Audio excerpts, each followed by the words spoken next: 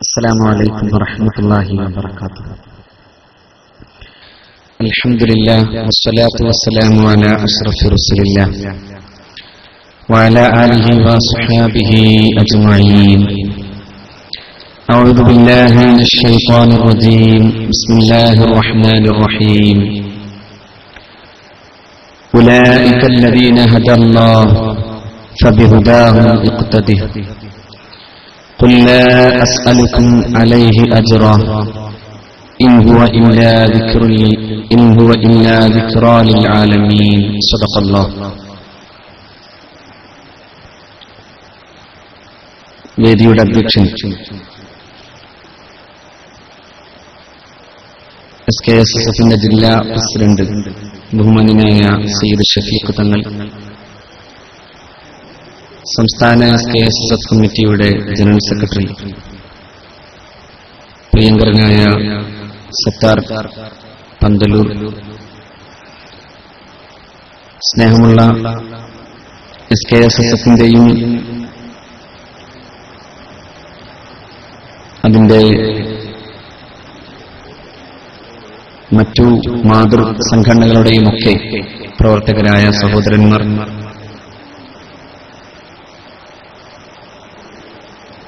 സമസ്ത കേരള സുന്നി വിദ്യാർത്ഥി ഫെഡറേഷൻ സംഘടനാ ശാക്തീകരണത്തിന്റെ ഭാഗമായി എല്ലാ ജില്ലയിലും വിളിച്ചു ചേർത്തിട്ടുള്ള അപ്ഡേറ്റ് എന്ന പരിപാടിയുടെ ഭാഗമായിട്ടാണ് നമ്മൾ ഈ ജില്ലയിൽ ഇങ്ങനെ ഒരുമിച്ച് കൂടിയത്. സമസ്തയുടെയും അതിന്റെ പോഷക വിഭാഗത്തിലെ തന്നെ ഏറ്റവും ചലനാത്മകത നിലനിർത്തുന്ന പ്രസ്ഥാനവും കൂടിയായ SKSSFന്റെയും പ്രവർത്തനങ്ങൾക്ക് പ്രസക്തിയേറുന്ന ഒരു കാലവും കൂടിയാണ് നമ്മുടെ മുമ്പിലുള്ളത്. സമസ്ത കേരള ജംഇയ്യത്തുൽ ഉലമയുടെ കീഴിൽ വളരെ അച്ചടക്കത്തോടുകൂടെ മുന്നോട്ടു പോകുന്ന ഒരു വിദ്യാർത്ഥി പ്രസ്ഥാനം എന്ന നിലക്ക് ഈ പുതിയ സാമൂഹിക സാഹചര്യങ്ങളെ അഭിമുഖീകരിക്കാനും അവയിലെല്ലാം കൃത്യമായ അഭിപ്രായം പറയാനുമുള്ള ഒരു ദൗത്യം, ധാർമ്മികമായ ദൗത്യമുണ്ട് SKSSFന്. ഒന്ന് നാം മനസ്സിലാക്കേണ്ടത്, കേരളത്തിലെ ഇസ്ലാമിക സാമൂഹിക മുന്നേറ്റത്തിന്റെ ചാലകശക്തി സമസ്ത കേരള ജംഇയ്യത്തുൽ ഉലമയാണ്. അതിന് കാരണം സമസ്ത മുന്നിൽ വെച്ച ആശയങ്ങൾക്കൊരിക്കലും മാറ്റമില്ലാത്ത വിധം കൃത്യമായി ജനങ്ങൾക്ക് ബോധ്യമാക്കാൻ കഴിയുന്ന വിധം ഈ 90 കൊല്ലക്കാലത്തെ ചരിത്രത്തെ അനുസ്യൂതമായി നിലനിർത്താൻ സമസ്ത കേരള ജംഇയ്യത്തുൽ ഉലമക്ക് സാധിച്ചു എന്നതാണ്. ആശയപരമായൊരിക്കലും നമുക്ക് നിലപാടുകളിൽ മാറ്റം വരുത്തേണ്ടി വന്നിട്ടില്ല. കാലികമായ വിഷയങ്ങളിൽ ഉണ്ടാകേണ്ട തീരുമാനങ്ങൾക്കപ്പുറം നിലപാടുകൾ കൃത്യമാണ്. ആ നിലപാടുകൾ കൃത്യമായി നിലനിൽക്കാൻ കാരണം അത് അല്ലാഹുവിന്റെ പ്രവാചകർ മുഹമ്മദ് റസൂൽ സല്ലല്ലാഹു അലൈഹി വസല്ലമയും സ്വഹാബത്തിനു ശേഷം താബിഈങ്ങളും താബിഉകളും പഠിപ്പിച്ചു തന്ന മാർഗരേഖയിൽ നിന്ന് വ്യത്യസ്തമല്ലാതെ മുന്നോട്ടു പോകാൻ സമസ്ത കേരള ജംഇയ്യത്തുൽ ഉലമക്ക് സാധിച്ചു എന്നതുകൊണ്ടാണ്. കേരളത്തിൽ എന്നല്ല, ലോകത്ത് തന്നെ എടുത്താൽ നമുക്ക് മനസ്സിലാക്കാനാവും. ഇസ്ലാം രണ്ടു തരത്തിൽ നമുക്ക് കാണാം. ഒന്ന്, പ്രവാചകന്റെയും സ്വഹാബത്തിന്റെയും പാരമ്പര്യത്തെയും അവരുടെ ജീവിതത്തെയും തുടർന്നു പോന്ന ഒരു ഇസ്ലാം. മറ്റൊന്ന്, സ്വന്തം വ്യാഖ്യാനത്തിന്റെ അടിസ്ഥാനത്തിൽ നിലപാടുകളെ മാറ്റിമറിച്ചുകൊണ്ട് നടക്കുന്ന ഒരു ഇസ്ലാം. അതൊരർത്ഥത്തിൽ പറഞ്ഞ രാഷ്ട്രീയമായി തങ്ങളുടെ താൽപര്യങ്ങൾ, നിലപാടുകൾ അത് നിലനിർത്താൻ വേണ്ടിയുള്ള ഇസ്ലാമിക വ്യാഖ്യാനമായി അത് മാറുന്നു. അതേസമയം പരമ്പരാഗതമായി വന്നിട്ടുള്ള ഇസ്ലാമിക ജീവിതം എന്ന് പറയുന്നത് വ്യക്തിയെ, അതിന്റെ ശുദ്ധിയെ നോക്കി പഠിച്ചു പോന്നതാണ്. അത് പരിശുദ്ധ ഖുർആൻ നമ്മോട് പറഞ്ഞു തരുന്നതും അതാണ്. അല്ലാഹുവിന്റെ പ്രവാചകന്മാരുടെ ജീവിതത്തെ തുടരാനും പ്രവാചകന്മാർക്ക് ശേഷമുള്ളവരെ തുടരാനും പഠിപ്പിക്കുകയാണ് ഖുർആൻ ചെയ്തത്. മഹാനായ പ്രവാചകർ മുഹമ്മദ് റസൂൽ സല്ലല്ലാഹു അലൈഹി വസല്ലം തങ്ങളെയും സ്വഹാബത്തിനെയും തുടരാനാണ്. ഉലൈക അല്ലദീന ഹദല്ലാഹ്, അല്ലാഹു ആ വിഭാഗം ആളുകൾക്ക് ഹിദായത്ത് കൊടുത്തു. ഫബിഹുദാഹു മുഖ്തദി, നബിയെ ആ ഹുദയാണ് അങ്ങ് തുടരേണ്ടത് എന്ന് പരിശുദ്ധ ഖുർആൻ പറയുന്നു. അവരെ തുടരുകയും അവരുടെ ജീവിത രീതികളിൽ നിന്ന് പഠിക്കുകയും ചെയ്യുന്ന ഒരു ഇസ്ലാമിക രീതിയാണ് പരമ്പരാഗതമായി നമുക്ക് കൈവന്നത്.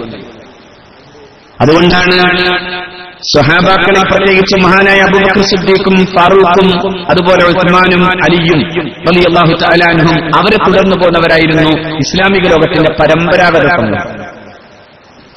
വ്യത്യസ്തമായി ആരാ ചിന്തിച്ചത്?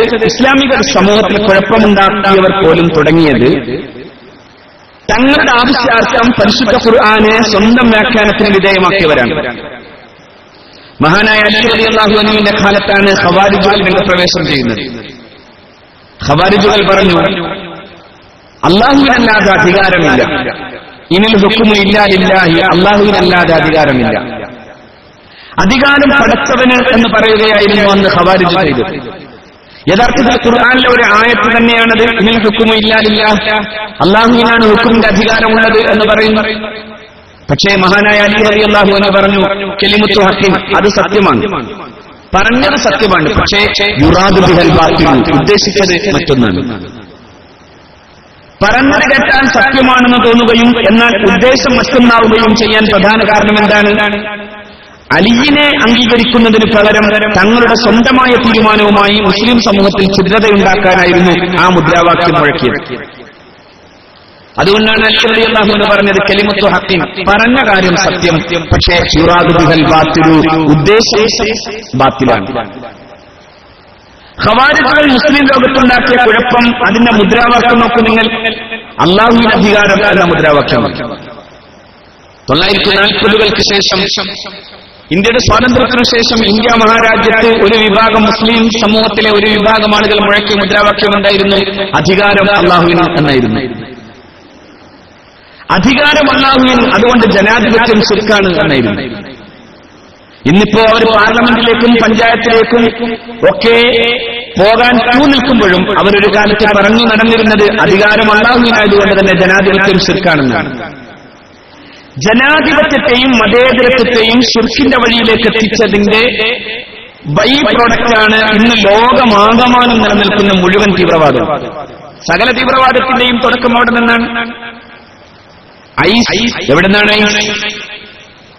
ഐസിസ് എന്ന് പറയുന്ന ഈ ഇസ്ലാമിക തീവ്രവാദത്തിന്റെ കഥ എന്താണ്? ആ ഇസ്ലാമിക തീവ്രവാദം വരുന്നത് ലോകാടിസ്ഥാനത്തിലെ രാഷ്ട്രീയ നിരീക്ഷകർ മുഴുവൻ പറയുന്നു they are inspired by Muhammad bin Abdul Wahhab. അവർ പ്രചോദിതരായിട്ടുള്ളത് മുഹമ്മദ് ബിൻ അബ്ദുൽ വഹാബാണ്. അതായത് ആഗോള സലഫിസത്തിൽ നിന്ന് പ്രചോദനം ഉൾക്കൊണ്ടുകൊണ്ടാണ് സലഫിസത്തിന്റെ ബൈ പ്രോഡക്റ്റ് എന്ന നിലയിൽ തന്നെയാണ് ഐസ് വരുന്നത്, ഇസ്ലാമിക് സ്റ്റേറ്റ് വരുന്നത്. അതുകൊണ്ടാണ് ഇസ്ലാമിക് സ്റ്റേറ്റ് ആദ്യം ചെയ്തിട്ടുണ്ട് മഹാനായ ഇമാം നവവി റഹ്മത്തുള്ളാഹി അലൈഹി തങ്ങളുടെ ഖബർ വിളിച്ചു. ആരാ ഇമാം നവവി? കേവലം 43 കൊല്ലം കൊണ്ട് മുസ്ലിം ലോകത്തിന്റെ ചരിത്രത്തിലെ തന്നെ അത്ഭുതകരമായ വൈജ്ഞാനിക വിപ്ലവത്തിന് നാന്ദി കുറിച്ച ആളാണ് മഹാനായ ഇമാം നവവി റഹ്മത്തുള്ളാഹി അലൈഹി തങ്ങൾ.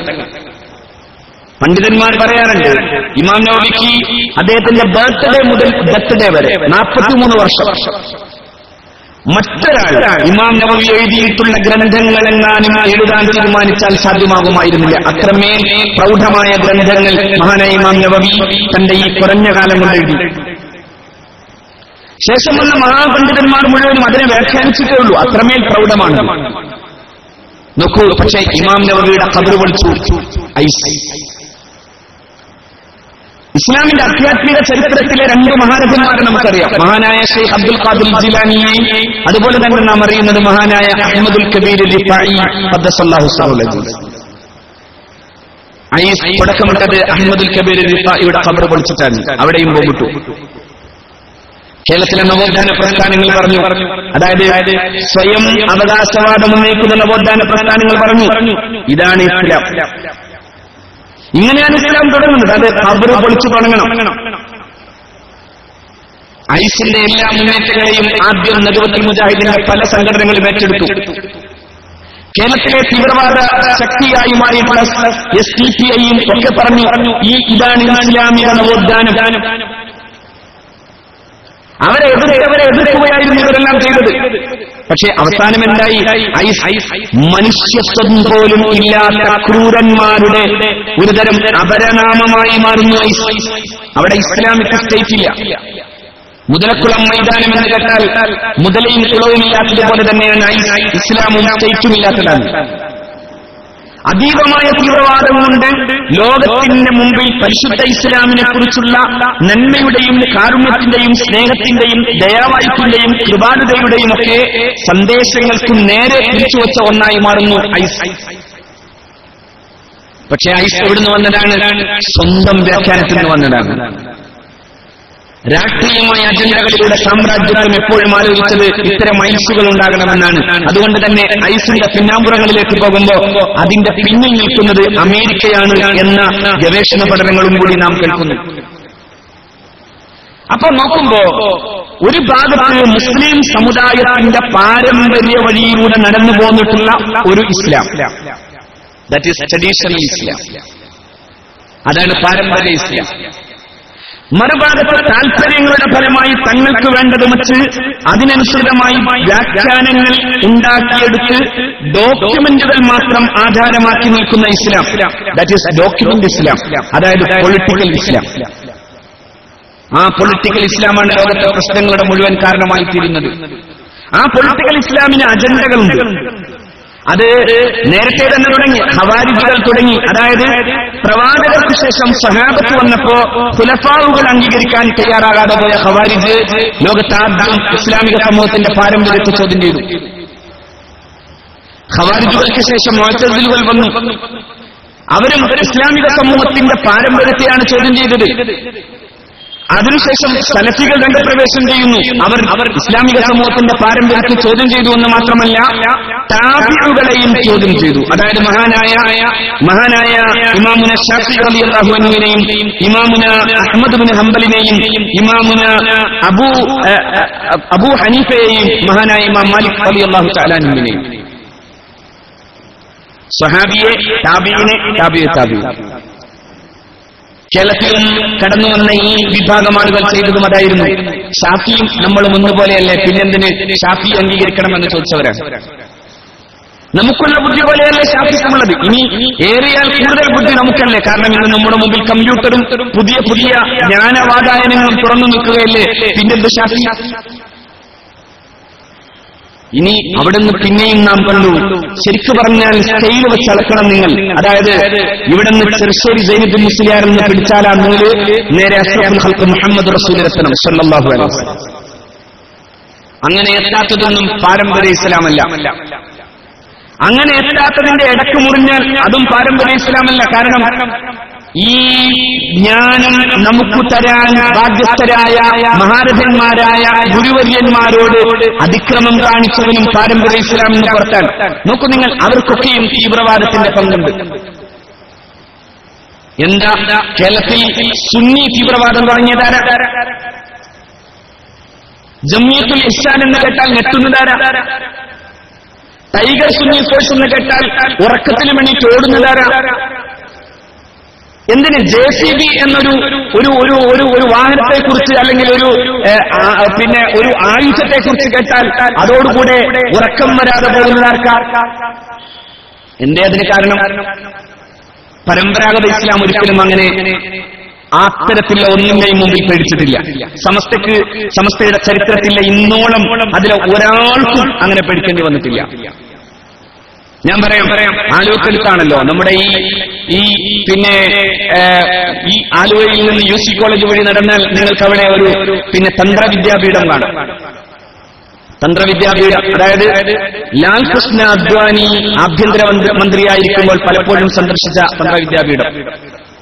ഞാൻ വർഷങ്ങൾക്ക് മുമ്പ് കടുപ്പാടത്ത് ജോലി ചെയ്യുന്ന സമയത്ത് ഞാൻ ആ തന്ത്രവിദ്യാപീഠം സന്ദർശിച്ചു. അവിടെ അന്ന് എന്റെ ഒരു സുഹൃത്ത് അവിടെ ജോലി ചെയ്യുന്നുണ്ടായിരുന്നു. ഞാൻ അവിടെ ചെന്നു. കാരണം ഞാൻ ഈ ലാൽകൃഷ്ണ അദ്വാനി എന്ന് പറഞ്ഞ ബാക്കി നിങ്ങൾക്ക് വായിച്ചാൽ മതി. അതായത് ആ സ്ഥാപനത്തിന്റെ സ്വഭാവം പറയാനാണ് ഞാൻ അങ്ങനെ തന്നെ പറഞ്ഞത്. ഞാൻ അവിടെ ചെല്ലുമ്പോഴും ഡ്രില്ല് നടക്കുന്നുണ്ട്. ഇനി ഡ്രില്ല് എന്താണെന്ന് വിശദീകരിക്കേണ്ടതില്ലല്ലോ. ഞാൻ ആ മാനേജറെ കണ്ടു. സംസാരിച്ചപ്പോ എന്നോട് ചോദിച്ചു, നിങ്ങൾ ഏത് സംഘടനയിൽപ്പെട്ട ആളാണെന്ന്. ഞാൻ പറഞ്ഞു സമസ്തക്കാരനാണ്. അദ്ദേഹം അത്ഭുതത്തോടെ എന്നോട് പറഞ്ഞു, ഞാൻ കണ്ണിയത്ത് അഹമ്മദ് മുസ്ലിയാരുടെ നാട്ടുകാരനാണ്. കണ്ണിയത്ത് അഹമ്മദ് മുസ്ലിയാരുടെ നാട്ടുകാരൻ എന്ന് പറഞ്ഞപ്പോൾ ഞാൻ അത്ഭുതത്തോടെ അദ്ദേഹത്തിന്റെ മുഖത്തേക്ക് നോക്കി, നിങ്ങൾ കണ്ണിയത്ത് ഉസ്താദിനെ അറിയുമല്ലേ എന്നൊക്കെ ചോദിക്കുമ്പോൾ അദ്ദേഹം പറഞ്ഞു, അതെ, പക്ഷേ കണ്ണിയത്തൊരു വല്ലാത്ത മനുഷ്യനാണ്. ഞങ്ങൾ അദ്ദേഹം നടന്നു വരുന്ന വരമ്പത്ത് മാറാതെ നിൽക്കുമായിരുന്നു ഒരു കാലത്ത്, പക്വതയില്ലാതിരുന്ന ചെറുപ്പത്തിന്റെ കാലത്ത്. പക്ഷേ ആ മനുഷ്യൻ തൊട്ടടുത്തേക്ക് വരുമ്പോൾ നമ്മൾ അറിയാതെ മാറിപ്പോകും. വല്ലാത്തൊരു വ്യക്തിപ്രഭാവമാണ് കണ്ണിയത്ത് അഹമ്മദ് മുസ്ലിയാർ. എന്നാ കണ്ണിയത്ത് അഹമ്മദ് മുസ്ലിയാർക്കുണ്ടായിരുന്നത്? നമ്മുടെ നാട്ടിലെ സമുദായ കാവലായി കൊച്ചു പിച്ചാത്തിക്കും കവടി നിരത്തലിനും അതോടൊപ്പം തന്നെ അതിനു പകരമായി നാം ഇനി മെഴുകുതിരി വെട്ടത്തിരുന്ന് സമുദായത്തെ രക്ഷപ്പെടുത്താൻ മറ്റൊരു കവാത്ത് പഠിച്ചേക്കണം എന്ന് പറഞ്ഞതിന്റെ കൂട്ടത്തിന്റെ നേതാവായിരുന്നില്ല കണ്ണിയത്ത് അഹമ്മദ് മുസ്ലിയാർ? ആണോ? അല്ല. അഷ്റഫുൽ ഖൽഖിന്റെ ചര്യയെ നിരന്തരം ജീവിതമാക്കിയ ഒരു മഹാമനുഷ്യനാണ് കണ്ണിയത്ത് അഹമ്മദ് മുസ്ലിയാർ നബ്ബറല്ലാഹു മഖ്ദ. ആ കണ്ണിയത്ത് അഹമ്മദ് മുസ്ലിയാരുടെ പരിശുദ്ധമായ നിർദ്ദേശങ്ങൾക്കെതിരായിരുന്നവർ രാഷ്ട്രീയ ഇസ്ലാമിന്റെ വക്താക്കളായി മാറുന്നത് നാം ഇപ്പോഴും കണ്ടുകൊണ്ടിരിക്കുന്നു. അതിന്റെ ഒന്നാം നമ്പർ തെളിവാണ്. ഇനി ഞാൻ ഓർക്കുന്നു, എറണാകുളം ടൗൺ ഹാളിൽ വെച്ച് നാട്ടിക മൂസ മുസ്ലിയാർ ഒരിക്കൽ പറഞ്ഞു, ഇനി നിങ്ങൾക്ക് തെളിവ് വേണമെങ്കിൽ പടച്ച തമ്പുരാൻ നിങ്ങളുടെ മുമ്പിലേക്കെങ്ങാനും എഴുതിയിടുന്ന ഒരു കടലാസ് കൊണ്ടുവരേണ്ടി വരും. ഇനി ഇതിനേക്കാൾ വലിയ തെളിവേദ? അള്ളാഹുവിന്റെ പ്രവാചകർ സല്ലല്ലാഹു അലൈഹി വസല്ലം തങ്ങളുടെയുള്ള ഈ ഉമ്മത്തിന്റെ വിശ്വാസത്തെ ചൂഷണം ചെയ്ത് ഇറക്കി അവതരിപ്പിച്ചവർ ഇന്ന് രാഷ്ട്രീയമായ അജണ്ടയ്ക്ക് വേണ്ടി ഫാസിസം ചെയ്തു വെച്ച സൂഫിസത്തിന്റെ പിന്നാലെ പോയാൽ എന്താ സൂഫിസം? ഇന്ത്യയുടെ ചരിത്രത്തിൽ പോലും ഇന്ദിരാഗാന്ധി ഒരിക്കൽ മൗലാന അലിമിയാനെ വിളിക്കുന്നുണ്ട് ഇന്ദിരയെ കാണാൻ ഇന്ത്യയുടെ പ്രൈം മിനിസ്റ്ററുടെ ഓഫീസിലേക്ക്. പക്ഷേ അലിമിയാൻ അബുൽ ഹസൻ അലി നദവി സാഹിബ് പറഞ്ഞു, ഞങ്ങൾക്ക് ആ പണിയില്ല, ഞങ്ങൾ മുസ്ലിം പണ്ഡിതന്മാർ ഭരണാധികാരികളുടെ മുമ്പിൽ പോയി നിൽക്കുന്നവരല്ല, ഭരണാധികാരികൾക്ക് ആവശ്യമുണ്ടെങ്കിൽ ഇങ്ങോട്ട് വരാം. ഇതാണ് ഇസ്ലാമിന്റെ ചരിത്രത്തിൽ എമ്പാടും കാണുന്നത്. മഹാനായ ഖലീഫ വലീദ്, ഖലീഫ അബ്ദുൽ മലിക് ബിൻ മർവാൻ, മഹാനായ സഈദ് ബിൻ മുസയ്യിബ് റളിയല്ലാഹു തആല അൻഹുവിനെ മദീനയിലെ ഹറമിൽ വെച്ചാണ്. മദീനയിലെ ഹറമിലെ പണ്ഡിതനും മദീനയിലെ ഹറമിലെ ഏറ്റവും പ്രഗത്ഭനായ മുദരിസുമാണ് സഈദ് ബിൻ മുസയ്യിബ് റളിയല്ലാഹു അൻഹു. മദീനയിൽ അല്ലാഹുവിന്റെ റസൂലിന്റെ റൗളത്തുൽ ഷരീഫയെ സിയാറത്ത് ചെയ്യാൻ ചെല്ലുകയാണ് ഖലീഫ അബ്ദുൽ മലിക് ബിൻ മർവാൻ. ഖലീഫ അബ്ദുൽ മലിക് ബിൻ മർവാൻ ഒരിക്കൽ ഒരു ഉച്ചനേരത്ത് ഒരാളെ ജ്ഞാനം പറയാൻ വേണ്ടി തന്റെ കൊട്ടാരത്തിലേക്ക് വിളിക്കാൻ ആളെ വിട്ടു. കുറച്ച് സാരോപദേശം കേൾക്കാൻ ഖലീഫ അബ്ദുൽ മലിക് ബിൻ മർവാന്റെ ദൂതൻ ചെന്ന് നോക്കുമ്പോ പരിശുദ്ധ മസ്ജിദുൻ നബവിയുടെ ഓരത്തിരുന്ന് മഹാനായ സഈദ് ബിൻ മുസയ്യിബ് റളിയല്ലാഹു അൻഹു ക്ലാസ് എടുക്കുകയാണ്. സഈദ് ബിൻ മുസയ്യിബിന്റെ പ്രൗഢഗംഭീരമായ ഹദീസ് ക്ലാസ് നടന്നുകൊണ്ടിരിക്കുന്നു. മഹാനായ സഈദ് ബിൻ മുസയ്യിബ് റളിയല്ലാഹു തആല അൻഹുവിന്റെ അരികിൽ ചെന്നിട്ട് പറഞ്ഞു, ഖലീഫക്ക് അങ്ങേ ആവശ്യമുണ്ട്. അങ്ങ് വഴന്നു പറഞ്ഞു കൊടുക്കാൻ വേണ്ടി ഖലീഫ കൊട്ടാരത്തിലേക്ക് വിളിക്കുന്നുണ്ട് എന്ന് പറഞ്ഞു. മഹാനായ സഈദ് ബിൻ മുസയ്യിബ് റളിയല്ലാഹു അൻഹു പറഞ്ഞു, ഖലീഫയല്ല ആരു തന്നെയായാലും ഇത് ഹദീസിന്റെ ക്ലാസ്സാണ്. ഖലീഫക്ക് ക്ലാസ് കേൾക്കണമെന്നെങ്കിൽ ഇങ്ങോട്ട് വരാം. ഞങ്ങളുടെ പണി ഭരണാധികാരികൾക്ക് സിയാറത്ത് ചെയ്യലല്ല. ഇതാണ് ഇസ്ലാം, ഇതാണ് സൂഫിസം, ഇതാണ് സൂഫിസം. ആ സൂഫിസം അവസാനം ഇന്ന് എവിടെ നിൽക്കുന്നു? ശരിക്കു പറഞ്ഞാൽ പാകിസ്ഥാന് ചില അജണ്ടകളുണ്ട്. നരേന്ദ്രമോദിക്ക് അജണ്ടയുണ്ട്. നരേന്ദ്രമോദിക്ക് സൗദി അറേബ്യയിലേക്ക് പോകണം. ലോകാടിസ്ഥാനത്തിൽ മുസ്ലിങ്ങളുടെ മുമ്പിൽ ഞാനൊരു മുസ്ലിം പ്രേമിയാണെന്ന് തെളിയിക്കുകയും ഒരു ഭാഗത്ത് അങ്ങനെ നിലനിർത്തിയിട്ട് തന്നെ ഇന്ത്യയിലെ മുസ്ലിങ്ങളെ അരികത്തേക്ക് മാറ്റി നിർത്തി പാർശ്വവൽക്കരിച്ച് അവന്റെ സ്വത്വത്തെ നഷ്ടപ്പെടുത്താൻ ആവശ്യമാകുന്ന രാഷ്ട്രീയ അജണ്ടകൾ പണിയാൻ തലേക്കെട്ടുകാരന്റെയും താടിക്കാരന്റെയും ആവശ്യമുണ്ട് നരേന്ദ്രമോദിക്ക്. അതുകൊണ്ടാണ് സുബ്രഹ്മണ്യൻ സ്വാമി സംഘടിപ്പിച്ച സൂഫി സമ്മേളനത്തിലേക്ക് കാന്തപുരം എ.പി. അബൂബക്കർ മുസ്ലിയാർ പോകുന്നത്. ആ സൂഫി സമ്മേളനം രാഷ്ട്രീയമായി നിശ്ചയിക്കപ്പെട്ട അജണ്ടയുടെ ഭാഗമാണെന്ന് അറിയാനിട്ടല്ല, പക്ഷേ അറിഞ്ഞുകൊണ്ട് തന്നെ ആ രാഷ്ട്രീയ അജണ്ടയുടെ കൂടെ നിൽക്കാനാണ്. എങ്ങനെയാണ് നിങ്ങൾക്ക് സമ്മതിക്കാനാവുക? മോദി ഉദ്ദേശിച്ചതും സുബ്രഹ്മണ്യൻ സ്വാമി ഉദ്ദേശിച്ചതും ശരിക്കും മോദിയുടെ ഭരണകൂടത്തിന്റെ ഇന്റലിജൻസ് വിഭാഗം ആസൂത്രണം ചെയ്തതുമാണ് ഈ സൂഫി സമ്മേളനം. ഒരു ഭാഗത്ത് ഇവിടെ അഭിവന്ദനായ സർക്കാർ സൂചിപ്പിച്ചതുപോലെ പശു ഇറച്ചി സൂക്ഷിച്ചതിന്റെ പേരിൽ തല്ലിക്കൊല്ലുന്ന കാലത്ത് മറുഭാഗത്ത് അവനെ തലോടുന്നു എന്ന പേരുണ്ടാക്കിയെടുത്ത് ലോകാടിസ്ഥാനത്തിൽ മുസ്ലിം സംരക്ഷകനാകാൻ പോകുന്നത് കുറുക്കനാണ് കോഴിയെ സംരക്ഷിക്കാൻ പോകുന്നത്. അതിന് വിടുപണി നടത്താൻ വേണ്ടി തീരുമാനിച്ചവനാണ് ഇന്ന് പരമ്പരാഗത ഇസ്ലാമിന്റെ പേര് പറയുന്നെങ്കിൽ ഞാൻ പറയുന്നു, സമസ്ത കേരള ജംഇയ്യത്തുൽ ഉലമ എന്ന ശുദ്ധ സാത്വിക പാരമ്പര്യത്തെ തിരിച്ചറിയാൻ ഇനി ഇതിനേക്കാൾ നല്ല തെളിവെന്താണ്? എന്താ സൂഫിസം? ചിലരതിന്റെ ഇടയ്ക്ക് ഈ പിന്നെ ഇങ്ങനെയുണ്ടല്ലോ, ഈ പുര കത്തുമ്പോ വാഴ വെട്ടാൻ തീരുമാനിച്ചവർ എന്ന സൂചന പോലെ തസവൂഫ് എന്നത് തന്നെയും അനിസ്ലാമികമാണെന്ന് പറയാൻ മറ്റൊരു വിഭാഗം ഇറങ്ങിയിട്ടുണ്ട്. യഥാർത്ഥത്തിൽ സൂഫിസം എന്ന് പറയുന്നത് അഷ്റഫുൽ ഖൽഖിൽ സൂഫിസമുണ്ട്, സ്വഹാബത്തിൽ സൂഫിസമുണ്ട്. അഹ്ലുസുഫ എന്ന് പറയുന്നതിൽ നിന്നാണ് തസവൂഫ് ഉണ്ടാകുന്നത് എന്ന അഭിപ്രായം പണ്ഡിതന്മാർക്കുണ്ട്. ആരാണ് അഹ്ലുസുഫ? അള്ളാഹുവിന്റെ പ്രവാചകന്റെ ദർസിലിരുന്ന മുത്തഅല്ലിമീങ്ങളാണ് അഹ്ലുസുഫ. അല്ലാഹു റബ്ബുൽ ഇസ്സത്ത് ലിൽ ഫുഖറാഇൽ ലദീന ലാ യസ്തതിഊന ദർബൻ ഫിൽ അർള്, ഭൂമിയിലൊന്ന് കാലുവെച്ച് നടക്കാൻ പോലും കഴിയാത്ത വിധം ദരിദ്രന്മാരായ പ്രവാചകന്റെ ശിഷ്യന്മാർ എന്ന് ഖുർആൻ പറയുന്ന ആ അഹ്ലുസുഫ, ആ അഹ്ലുസുഫയിൽ നിന്നാണ് സൂഫിസം ഉണ്ടായത്. ഇബ്നു ഖൽദൂൻ തന്റെ മുഖദ്ദിമയിൽ രേഖപ്പെടുത്തുന്നത് സൂഫിസം അല്ലാഹുവിന്റെ പ്രവാചകന്റെയും സഹാബത്തിന്റെയും താബിഈങ്ങളുടെയും കാലത്ത് ജീവിതം മുഴുവനും അല്ലാഹുവിലേക്ക് സമർപ്പിച്ചൊരു ജനതയായിരുന്നു. പക്ഷേ അധികാരം ഇസ്ലാമിന് കൈവന്ന കാലം വന്നപ്പോഴേക്കും ഭൗതിക പ്രമത്തത കൂടിയ ഒരു വിഭാഗം ആളുകൾ കൂടാൻ തുടങ്ങി. അങ്ങനെ വന്നപ്പോ ഈ പാരമ്പര്യത്തെ മുറുകെ പിടിച്ച ആളുകൾ അതേ അവസ്ഥയിൽ തന്നെ നിലനിന്നപ്പോ അവർക്കിട്ട പേരാണ് സൂഫിസം. അത് തസവൂഫ്, സൂഫി എന്ന് പറയുന്നത് എന്നാണ് ഇബ്നു ഖൽദൂൻ. അതൊരു പുതിയ പേരല്ല. ഏതുപോലെ സമസ്ത എന്നൊരു പുതിയ പേരുണ്ടായി എന്ന് ഞാൻ വാദിക്കൂല. കാരണം അത് പാരമ്പര്യത്തിന്റെ മതത്തെ കാത്തുസൂക്ഷിക്കാൻ അവസാനം ഉണ്ടാക്കിയൊരു പ്ലാറ്റ്ഫോമാണ് സമസ്ത കേരള ജംഇയ്യത്തുൽ ഉലമ. പാരമ്പര്യത്തിന്റെ മതം സൂക്ഷിക്കണം, പാരമ്പര്യത്തെ സൂക്ഷിക്കണം. സ്വഹാബത്തിൽ നിന്നും താബിയിലേക്കും താബിഈങ്ങളിലേക്കും വന്ന് കേരളത്തിൽ വരുമ്പോൾ നാം കാണുന്ന ഇസ്ലാമിന്റെ ചിത്രം എന്താ?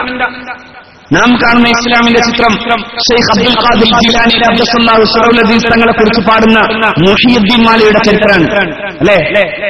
മുഹിയുദ്ദീൻ മാല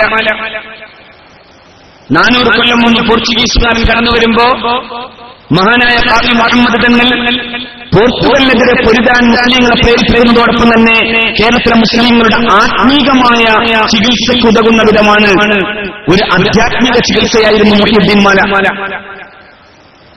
തുഞ്ചത്തെഴുത്തച്ഛൻ അധ്യാത്മരാമായണം എഴുതുന്നതിന് മുമ്പ് മലയാളം കണ്ട ഏറ്റവും മനോഹരമായ കൃതിയാണ് യഥാർത്ഥത്തിൽ മുഹിയുദ്ദീൻ മാല. അതായത് ഒരു ഭാഗത്ത് രാഷ്ട്രീയ സാമൂഹിക മുന്നേറ്റങ്ങൾക്ക് നേതൃത്വം കൊടുക്കുമ്പോഴും എന്താണ് മുസ്ലിം ഉമ്മത്തിന്റെ പാരമ്പര്യം എന്ന് പഠിപ്പിക്കുകയായിരുന്നു മഹാനായ ഖാദി മുഹമ്മദ് ചെയ്തത്.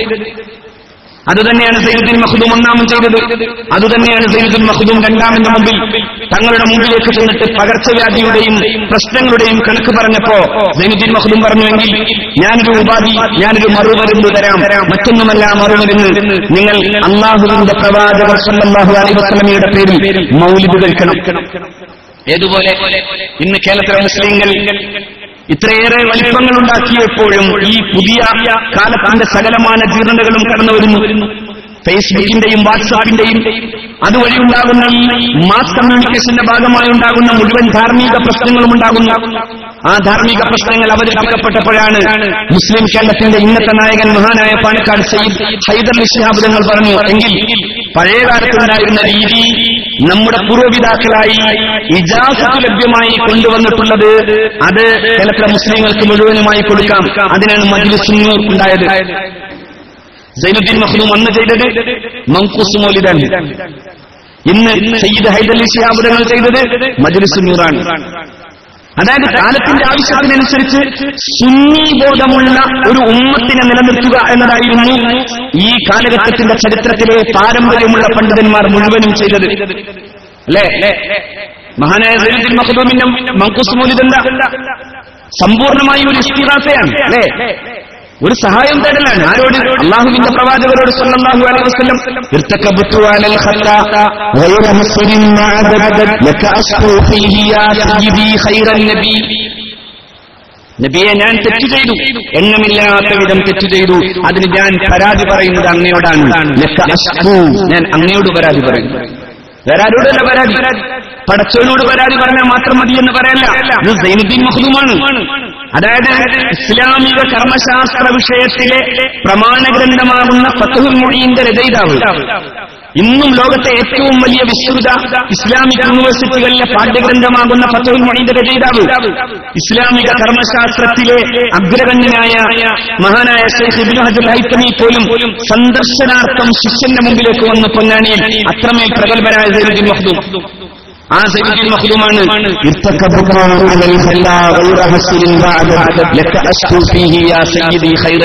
എന്ന് പാടിത്തരുന്നത്. അത് മഹാനായ അലി ഇബ്നു അബീ ത്വാലിബ് റളിയല്ലാഹു അൻഹു തന്നെ ഇങ്ങനെ റിപ്പോർട്ട് ചെയ്യുന്നത് കാണാം. റസൂലുള്ളാഹി സ്വല്ലല്ലാഹു അലൈഹി വസല്ലമയുടെ ഖബറടക്കത്തിന്റെ 3-ാം നാൾ ഒരു അറാബി വന്നു. എന്നിട്ട് അല്ലാഹുവിന്റെ പ്രവാചകരോട് പറയുന്നുണ്ട്, നബിയെ, അല്ലാഹു അങ്ങേക്ക് നൽകിയിട്ടുള്ള വിശുദ്ധ ഗ്രന്ഥത്തിലെ പ്രധാനപ്പെട്ട ഒരു സൂക്തമാണ് സൂറത്തുൻ നിസായിലെ വലൗ അന്നഹും ഇല്ലലമു അൻഫുസഹും ജാഊക ഫസ്തഗ്ഫിറുല്ലാഹ വസ്തഗ്ഫറ ലഹുർ റസൂൽ ലവജദുല്ലാഹ തവ്വാബർ റഹീമ. അവർ തെറ്റു ചെയ്ത് അവർ നബിയുടെ അടുക്കൽ വന്നാൽ, എന്നിട്ട് അവർ പൊറുക്കലിനെ തേടിയാൽ, പ്രവാചകൻ പൊറുക്കലിനെ തേടിയാൽ ലവജദുല്ലാഹ തവ്വാബർ റഹീമ, അള്ളാഹുവിനെ അവർക്ക് തവ്വാബ്, ധാരാളം തൗബ സ്വീകരിച്ചവനായും കാരുണ്യവാനുമായി കാണാനാകും. എത്ര കണ്ടീഷൻ ഉണ്ടതിൽ? തെറ്റു ചെയ്ത് എന്നിട്ട് നബിയുടെ അടുക്കൽ വന്നു, എന്നിട്ട് അവർ ഇസ്തിഗ്ഫാർ ചെയ്തു, എന്നിട്ട് നബിയും കൂടി ഇസ്തിഗ്ഫാർ ചെയ്താൽ അള്ളാഹു കൊടുത്തു. എന്തിനാ അങ്ങനെ ചെയ്യേണ്ട ആവശ്യം? എന്തിനാ അങ്ങനെ ചെയ്യേണ്ട ആവശ്യം? പടച്ചവനോട് നേരിട്ട് ചോദിച്ചാൽ പോരെ? എന്തിനാ ഒരു മധ്യസ്ഥൻ? ആ മധ്യസ്ഥൻ വഫാത്തായി കിടക്കുമ്പോഴും വഫാത്തായി ഖബറടക്കപ്പെട്ട നബിയുടെ മുമ്പിൽ ചെന്നിട്ടാണ് ഈ അറാബി പറയുന്നത്, അല്ലാഹുവിന്റെ റസൂലേ, ഇന്നി ലലംതു നഫ്സി യാ റസൂലല്ലാഹ്, ഞാൻ തെറ്റ് ചെയ്തു. അലി റളിയല്ലാഹു അൻഹു പറയുന്നു, അത് അരാലി അനമദീനത്തുൽ ഇൽം, ഞാൻ ഇൽമിന്റെ തോട്ടമാണ്. അലിയോ അതിന്റെ ബാബാണ്, ഗേറ്റ് കീപ്പറാണ്. ഗേറ്റ് കീപ്പറുടെ പണി എന്താ? ഗേറ്റ് കീപ്പർ ഈ തോട്ടത്തിൽ എന്തെങ്കിലും ഒരു അന്യവസ്തു കിടക്കാതിരിക്കേണ്ടത് ഗേറ്റ് കീപ്പറുടെ ദൗത്യമാണ്. ആ തോട്ടത്തിൽ നിന്ന് ഒരു വസ്തു അനാവശ്യമായി പുറത്തു പോകാതിരിക്കേണ്ടത് ഗേറ്റ് കീപ്പറുടെ പണിയാണ്. ഗേറ്റ് കീപ്പർ എന്ന വാക്കിന് ചെറിയ അർത്ഥമല്ല കൊടുക്കേണ്ടത്. അതായത് ഇസ്ലാമിക ജ്ഞാന വിഷയത്തിൽ ഏറ്റവും അവസാനത്തെ വാക്കായി നിൽക്കാൻ മഹാനായ അലി ഇബ്നു അബീ ത്വാലിബ് റളിയല്ലാഹു തആല അൻഹുവിന് പ്രാമാണികത കൊടുക്കുകയാണ് സയ്യിദുനാ മുഹമ്മദ് റസൂൽ സ്വല്ലല്ലാഹു അലൈഹി വസല്ലം. ആ അലിയാണ് പറയുന്നത്, ഖദിമ അലൈനാ അറാബിയും, ഒരു അറാബി വന്നു, ബഅദമാ ദഫന്ന റസൂലുള്ളാഹി സ്വല്ലല്ലാഹു അലൈഹി വസല്ലം, നബിയുടെ ഖബറടക്കത്തിന്റെ ശേഷം. എന്നിട്ട് അയാൾ അല്ലാഹുവിന്റെ പ്രവാചകനോട് പറയുന്നു, അല്ലാഹുവിന്റെ റസൂലേ, ഇന്നി ഖദ് ലലംതു നഫ്സി യാ റസൂലല്ലാഹ്, ഞാൻ തെറ്റ് ചെയ്തു. അപ്പോൾ ആ ഖബറിടം ഇങ്ങനെ വിളിച്ചു പറയുന്നു, ഖദ് ഗഫറ ലക, നിനക്ക് മാപ്പുണ്ടെന്ന്. ഇതാണ് ഇസ്ലാമിന്റെ കേരളീയ പാരമ്പര്യം. ആ പാരമ്പര്യത്തെയാണ് മഹാനായ ചെറുശ്ശേരി സൈനുദ്ദീൻ മുസ്ലിയാരിലൂടെ പൂർത്തീകരിച്ച് മഹാനായ ശൈഖുന ആലിക്കുട്ടി മുസ്ലിയാരിലൂടെ കടന്നു പോകുന്ന സമസ്തയുടെ പാരമ്പര്യം. ആ പാരമ്പര്യം അവകാശപ്പെടാൻ മറ്റാർക്കും സാധ്യമല്ല. ആ പാരമ്പര്യത്തിനപ്പുറത്ത് നിന്ന് ഫാസിസത്തിന് കൊടിപിടിക്കുന്നവർക്ക് എങ്ങനെയാണ് സുന്നി എന്ന് പറയാനാവാ? നിങ്ങൾക്ക് അത്ഭുതം തോന്നിപ്പോകും. പക്ഷേ സത്യം അതാണ്. കർണാടകയിൽ ആവശ്യമാകുന്ന, നിങ്ങൾ ആലോചിച്ചോളൂ, കർണാടകയിലെ 2 രീതി ഇങ്ങനെയാണ്. അതായത് സമസ്തക്കാരാണോ? സമസ്തക്കാർ ഒരു ഭാഗത്ത് നിൽക്കുമ്പോ ബിജെപിക്ക് ആവശ്യമാകുന്ന വിടുപണി ചെയ്യുന്നവരാണ് മുഴുവൻ കാന്തപുരം വിഭാഗവും. സമസ്തക്കാരൊരു പക്ഷെ കോൺഗ്രസ്സുകാരോ മറ്റൊക്കെ ആവും. പക്ഷേ ഇവർ മുഴുവൻ ബിജെപി ആണെന്ന് മാത്രമല്ല, ചിലപ്പോൾ നിങ്ങൾക്ക് അത്ഭുതം തോന്നിപ്പോവും, ബിജെപി നേതാക്കന്മാർ ചരമമടഞ്ഞവരുടെ മുമ്പിൽ പോയി പുഷ്പാർച്ചന നടത്തുന്നു കാന്തപുരം വിഭാഗത്തിലെ പണ്ഡിതന്മാർ. അതായത് ഫാസിസത്തിന് വേണ്ടി എന്തും ചെയ്യാം എന്ന് പറയുന്ന ഒരു തരത്തിലേക്ക് അവരെത്തിപ്പോയി. മറ്റൊന്നും കൊണ്ടല്ല, അത് മഹാനായ കണ്ണിയത്ത് അഹ്മദ് മുസ്ലിയാരുടെ പ്രാർത്ഥനയാണ്. അല്ലാഹുവേ, സമസ്തക്ക് എതിരെ കേസ് കൊടുത്തവന്റെ മുഖം കെടുത്തണേ എന്ന പ്രാർത്ഥന ചരിത്രത്തിന്റെ അടുത്ത തലമുറയിലും ഒരു സൂക്ഷ്മമായ, നിഷ്പക്ഷമായ, സത്യസന്ധമായ ഒരു ചരിത്ര ഗവേഷകന് നാളെ പറയേണ്ടി വരും. ഈ ഉമ്മത്തിന് ഫാസിസത്തിന് വരാനാകുന്ന വിധം ഏണി വെച്ചു കൊടുത്ത ഒരേ ഒരാൾ അത് കാന്തപുരം മുസ്ലിയാരാണെന്ന് നാളെ ചരിത്രം വിധി എഴുതും. അത് മഹാനായ കണ്ണിയത്ത് ഉസ്താദിന്റെ ദുആഇന്റെ ഫലമാണ്. അല്ലെങ്കിൽ ഈ സൂഫി സമ്മേളനത്തിൽ നിങ്ങൾ ആലോചിച്ചൊക്കെ എങ്ങനെ ഈ സൂഫി സമ്മേളനത്തിൽ പോകാം? അത് പ്ലാൻ ചെയ്ത മുഴുവനും RSS ആണ്. ഒരു സൗഹൃദ പരിപാടിയൊന്നുമില്ല. മറിച്ച് എന്തേ ഉണ്ടായത്? അഹ്ലുസുന്നത്തി വൽ ജമാഅയുടെ ഭൂരിപക്ഷം വരുന്ന ഉമ്മത്തിന്റെ അടിസ്ഥാനപരമായ ഒരു സംഹിതയെ ഫാസിസ്റ്റുവൽക്കരിക്കാനുള്ള നീക്കത്തിന് കൂട്ടുനിൽക്കുകയാണ് കാന്തപുരം ചെയ്തത്. നമുക്ക് സംശയിക്കേണ്ടി വരും, അള്ളാഹു കാക്കുമാറാകട്ടെ. ഇവിടെ എങ്ങാനും BJP അക്കൗണ്ട് തുറക്കുമെങ്കിൽ മഞ്ചേശ്വരത്തും മറ്റും കാന്തപുരത്തിന്റെ കൈപിടിച്ചായിരിക്കാം BJP വരുന്നത് എന്ന വലിയ ഭീകരമായ സത്യത്തിന്റെ മുമ്പിൽ ഞെട്ടി നിൽക്കേണ്ടി വരാൻ അള്ളാഹു നമുക്ക് അങ്ങനൊരു അവസരം തരാതിരിക്കട്ടെ. എന്തേ ഞാൻ ചോദിക്കട്ടെ, പാണക്കാട്ടുകാരനാണെന്ന് പറഞ്ഞൊരു തങ്ങളിറങ്ങിയിട്ടുണ്ടല്ലോ ഒരു തൊപ്പി വെച്ച്. അയാൾ മാധ്യമപ്രവർത്തകരോട് പറഞ്ഞതെന്താ? കാന്തപുരം അദ്ദേഹത്തിന്റെ കൂട്ടരും എനിക്ക് പിന്തുണ നൽകിയിട്ടുണ്ട്. പാണക്കാട്ടുകാരനാണെന്ന് പറഞ്ഞപ്പോ പാണക്കാട്ട് തങ്ങന്മാരെന്താ പറഞ്ഞത്? അയാൾ ഞങ്ങളുടെ കുടുംബവുമായി യാതൊരു ബന്ധമില്ല. പാണക്കാട്ട് കുടുംബത്തിൽ ഔദ്യോഗികമായ ഞങ്ങളും ആ മനുഷ്യനും തമ്മിലൊരു ബന്ധവുമില്ലെന്ന് ഞാൻ വെല്ലുവിളിച്ചു ചോദിക്കുന്നു. കാന്തപുരത്തിന്റെ വിവാദം സർവസംബന്ധമായി നിഷ്പക്ഷമായി പറയാൻ സാധിക്കുമോ? ഞങ്ങൾക്ക് ഇയാളുമായി യാതൊരു ബന്ധവുമില്ലെന്ന് ബന്ധമുണ്ടാവില്ലെന്ന് എന്തേ പറയാനാവാതെ പോകുന്നത്? നമുക്ക് നേരെ അങ്ങനെ ഒരു ആരോപണം ഉന്നയിച്ചാൽ ആ നിമിഷം നമ്മളത് പറയും. BJPയുമായി ബന്ധപ്പെട്ട ആ ചങ്ങാതിയുമായി ഒരു കുലബന്ധം പോലും പുലർത്താൻ ഞങ്ങൾക്ക് സാധ്യമല്ലെന്ന് പറയാൻ നമുക്ക് തന്റേടമുണ്ട്. അങ്ങനെ ഒരു തന്റേടമുണ്ടോ കാന്തപുരം വിഭാഗത്തിന് ആർക്കെങ്കിലും? എന്തേ കാരണം? ഇത് കൊണ്ടുപോയി കൊടുക്കാൻ, അതായത് മോദിക്ക് അടിയറവെക്കുന്നതാണ് ഇസ്ലാമിക സമൂഹത്തിന്റെ പുതിയ രാഷ്ട്രീയം. എല്ലാം കർണാടകയിലെ ഒരു പഞ്ചായത്ത് കിട്ടാൻ SDPക്ക് BJPയുടെ പിന്തുണയും ഒരുമിച്ച് കൂടലും. ചില പ്രവർത്തകർ ചോദിച്ചു അത്രേ, അങ്ങനെ ചെയ്യാൻ പാടുന്നു? അത് ഒരു പഞ്ചായത്തല്ലേ, അത് മാത്രമേ നമ്മുടെ പ്രശ്നത്തുള്ളൂ എന്നാണ്. ഞാൻ ചോദിക്കട്ടെ, ഒരു പഞ്ചായത്ത് ആകുമ്പോഴേക്കും നിങ്ങളുടെ ആദർശം വിട്ടുപോയെങ്കിൽ നിങ്ങൾക്കെങ്ങാനും ഒരു MLA പദവി കിട്ടിയാൽ നിങ്ങൾക്ക് ഏത് ആദർശം ഉണ്ടാകും? നിങ്ങളാണോ സമുദായത്തെ രക്ഷപ്പെടുത്താൻ ഇറങ്ങിയത്? നിങ്ങൾ സമുദായത്തെ രക്ഷപ്പെടുത്തുന്നത് എങ്ങനെയെന്നറിയോ? സമസ്ത കേരള ജംഇയ്യത്തുൽ ഉലമയുടെ അഭിവന്ദനായ ജനറൽ സെക്രട്ടറിക്ക് പോലും കടന്നുപോകാൻ കാറ് തടഞ്ഞിട്ടാണ് സമുദായത്തെ രക്ഷപ്പെടുത്തുന്നെങ്കിൽ ഈ പരിപാടി ഇനിയെടുത്താൽ സമസ്തയുടെ മക്കൾക്ക് ഒരു പക്ഷേ തിരിച്ചു ചെയ്യേണ്ടി വരും. അങ്ങനെ ഒരു കാലം വരുത്താതിരിക്കുക എന്നതാണ് നിങ്ങൾക്ക് പ്രധാനം. നോക്കണം നിങ്ങൾ. അതായത് ഈ ഉമ്മത്തിന്റെ നേർസാക്ഷികളായ മഹാരഥന്മാരായ ഉലമാക്കളെ പോലും തടയുന്നിടത്ത് നിങ്ങൾ എന്ത് സമുദായ സ്നേഹികൾ, നിങ്ങൾ എന്ത് സമുദായ സംരക്ഷകർ? ഈ സമുദായത്തിൽ കുഴപ്പമുണ്ടാക്കാനല്ലാതെ പിന്നെന്തിനാണ് നിങ്ങൾ ഈ മദ്രസ തുടങ്ങാൻ പോലും ആലോചിക്കുന്നത്? നിങ്ങൾ എന്നിട്ട് ഇടയ്ക്ക് പറയുന്നുണ്ടല്ലോ സമുദായത്തിന്റെ ഒരുമ. എന്ത് സമുദായ ഒരുമ? ഇവിടെയാണ് അതിനുവേണ്ടി മാത്രം ഒരു കാലിയെ നിശ്ചയിച്ചത്. അല്ല കാത്തു, ആ കാലിക്കും കാര്യം മനസ്സിലായി, അദ്ദേഹം ആ പണിയിട്ടേച്ച് പോയി. അതായത് സമുദായത്തിന്റെ ഐക്യം പേര് പറഞ്ഞിട്ടാണ് സമുദായത്തിൽ ഫിത്ന ഉണ്ടാക്കാൻ പോകുന്നത്. അപ്പൊ അതുകൊണ്ട് ഞാൻ പറഞ്ഞത് ഇതെല്ലാം പൊളിറ്റിക്കൽ ഇസ്ലാമാണ്. മറിച്ച് നമുക്ക് ശുദ്ധിയോടെ നോക്കാം. മഹാനായ ശിർഷേൽ സൈനുദ്ദീൻ മുസ്ലിയാരിലേക്ക് നോക്കാം. സത്യസന്ധതയുടെയും തഖ്വയുടെയും ഒരാൾ രൂപമായി തന്നെയാണ് ആ മഹാമനുഷ്യൻ 50 കൊല്ലം ഈ ഉമ്മത്തിന്റെ സാമൂഹിക ജീവിതത്തിന്റെ കൂടെ നടന്നത്. ഈ ഉമ്മത്തിന്റെ മത പരിസരത്ത് ആ മനുഷ്യന്റെ ജീവിതത്തെക്കുറിച്ച് ആർക്കും പറയാനല്ല, ചോദ്യം ചെയ്യാനാവാത്ത വിധ മനുഷ്യമായ ശുഭ്രമായ ഒരു വ്യക്തിത്വമാണ് മഹാനായ ശിർഷേൽ സൈനുദ്ദീൻ മുസ്ലിയാർ. ആർക്കെങ്കിലും അങ്ങനെ മറുഭാഗത്ത് നിന്ന് ഒരാൾക്ക് പറയാനാകോ 50 കൊല്ലത്തിന്റെ ചരിത്രത്തിൽ ഞങ്ങളുടെ പ്രിയപ്പെട്ട ഉസ്താദിനെ കുറിച്ച് ഒന്നും പറയാണ്ട് ഒരുപാട്. ഞങ്ങളതിന്റെ ബ്ലാക്ക് ലിസ്റ്റ് ഒക്കെ എടുത്താൽ